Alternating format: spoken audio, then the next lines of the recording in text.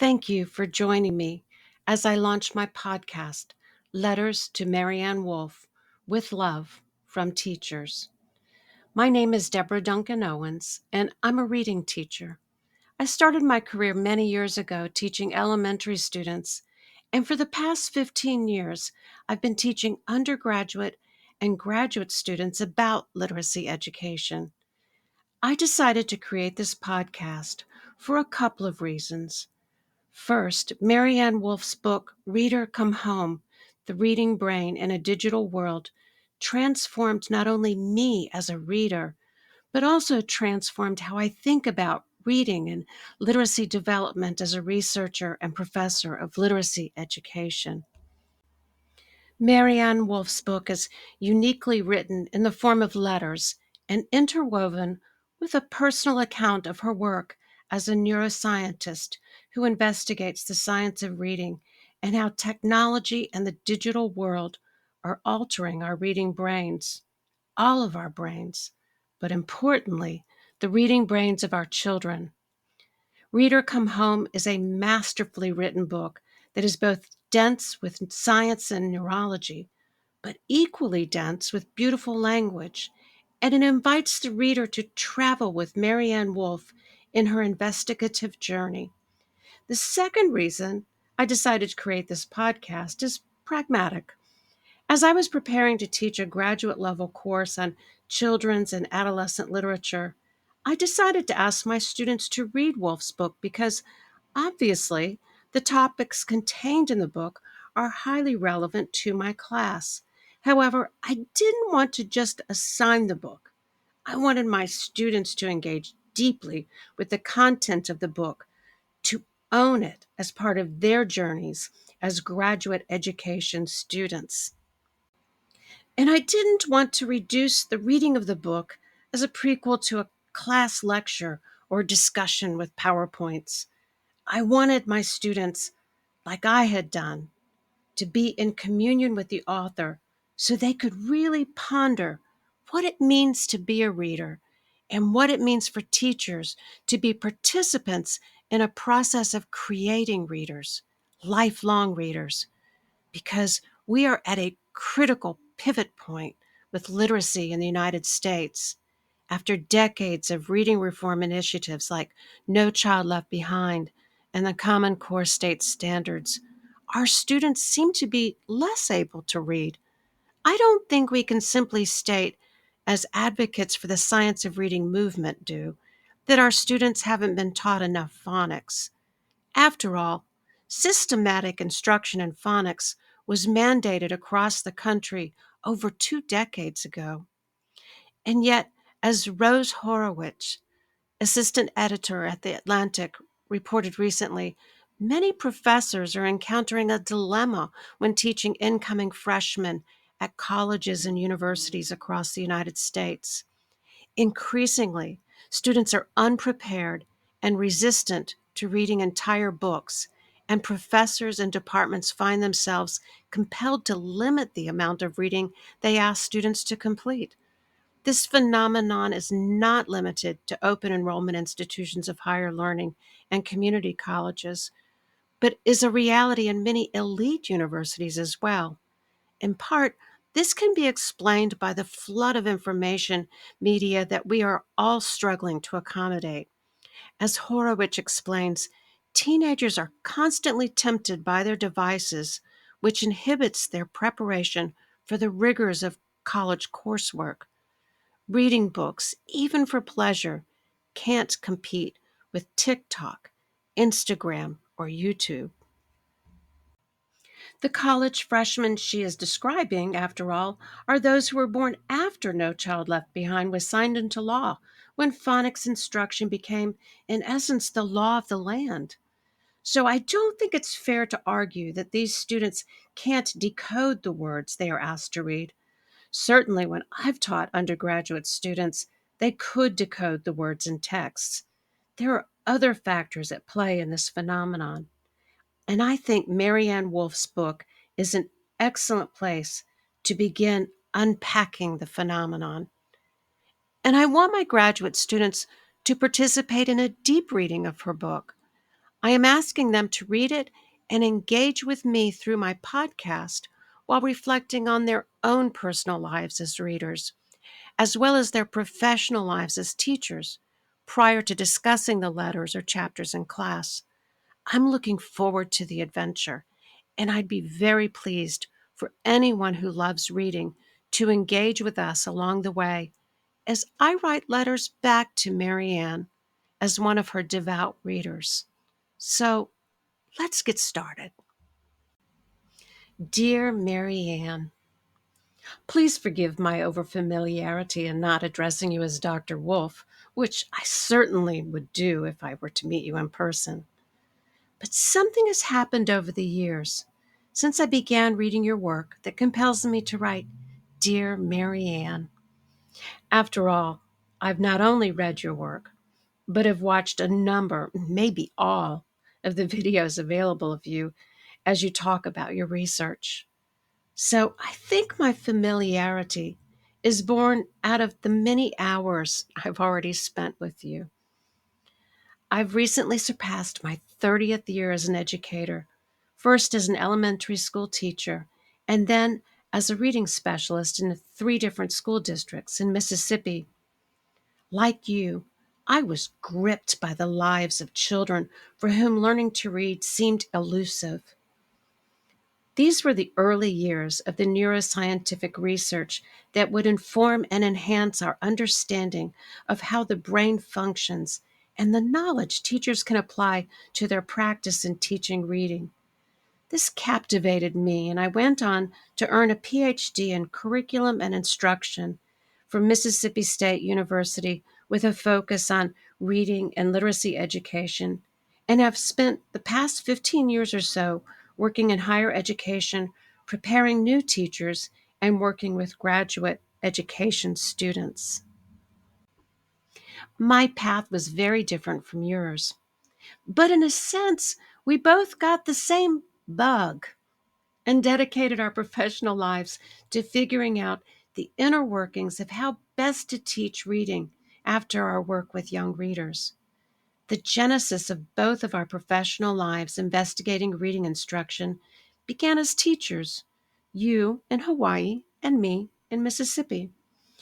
Your work brought you into the very esteemed landscape of Harvard University, Tufts University, and UCLA, where you serve as the professor in residence of education and director of the UCLA Center for Dyslexia, Diverse Learners, and Social Justice. And of course, I have to note your work as co founder of Curious Learning, a global literacy initiative. Your research can be found in over 200 research papers and several books. I'm actually humbled by the vastness of your body of work, and I'm truly thankful for your abundant spirit in sharing your research and life experiences with the world. I am currently reading your book, Reader Come Home, The Reading Brain in the Digital World, for the third time. This time, I'm reading it in preparation for teaching a graduate literacy course in which I plan to read it with my students, which I suppose will then be my fourth reading. I think one of the features of the book I love is the way you explain that you want to invite your readers into your collected thoughts about reading and the evolving reading brain as you would a friend at the door, with equal parts anticipation and delight at the resulting exchanges about what reading means. And the organization of your book into letters rings so true to me because I grew up in an era when, as a young girl, I wrote letters and received letters from my friends and relatives. My dad was in the Coast Guard, and we moved around quite a bit. And I remember those letters so fondly, and the mere anticipation of one arriving in the mail made me blissfully happy. So, as you point out, letters are a unique mode of communication that enables the reader and the writer to pause and think about each other and experience a kind of an encounter. So, thank you for offering this unique experience with your letters to us as readers. I hope my students will, like me, feel a sense of connection with you as they read your book. In your first letter, you describe your journey as a researcher and writer when, as you completed your book, Proust and the Squid, The Story and Science of Reading, you realized that reading had changed amidst the dramatic changes taking place in the digital world. This signaled a shift in your career as a researcher when you changed and became consumed with how the circuitry of the reading brain would be altered by the unique characteristics of the digital medium, particularly in the young. It reminded me of philosopher A.C. Grayling's discussion of research and inquiry as he explained that with the incredible growth of scientific knowledge that rapidly proliferates at an astounding rate through technological advancement, there are always new questions and new research endeavors to be undertaken. Far from the research of philosophers centuries ago who were searching for truth and knowledge as certainty, scientists and philosophers today understand that research often results in uncertainty, in that the more we discover, the more there is to know. It's like climbing a mountain, according to Grayling. Once you reach the summit of one mountain within a large mountain range, you find more summits. In other words, your panoramic perspective becomes larger and your focus shifts to other mountains in need of climbing in order to really know something. So, I want to say thank you for your willingness to climb that further summit and examine the changing reading brain, and bring your readers along with you on that journey, because it's important for us to acknowledge how we read has changed and what we are missing in our loss of connection with books and the process of deep reading.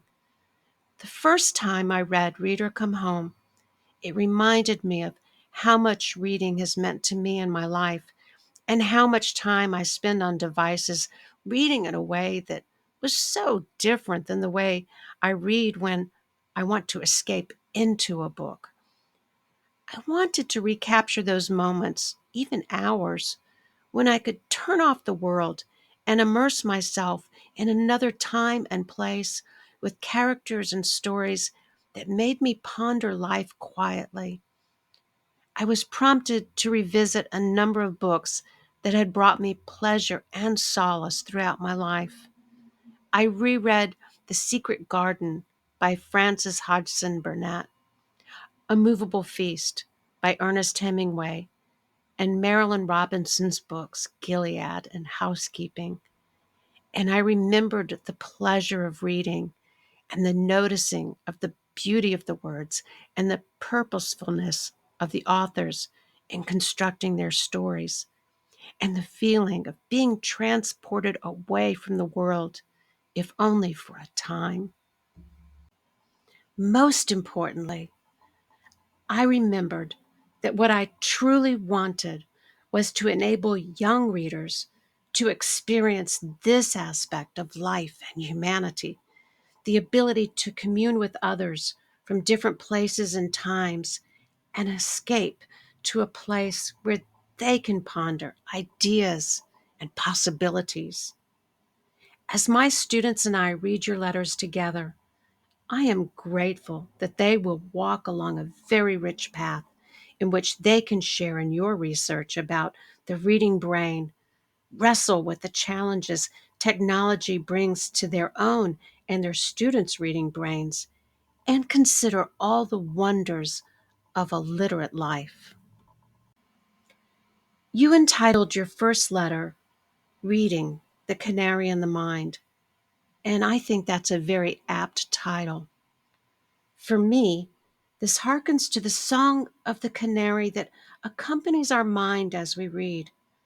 Its soft trills, however, are not merely background music, because the canary, if it goes silent, can signal that something needs our attention. I wonder if your canary in the mind is a metaphor for a canary in a coal mine that was used by miners to warn them of the presence of dangerous gases? If so, your book carries a dire warning and speaks to the urgency of the research you and others are conducting on the changes that our brains are undergoing in a digital world. I look forward to sharing your second letter, Under the Big Top, with my fellow readers as you explain the complexities and the wondrous connections within the brain that enable students to learn to read.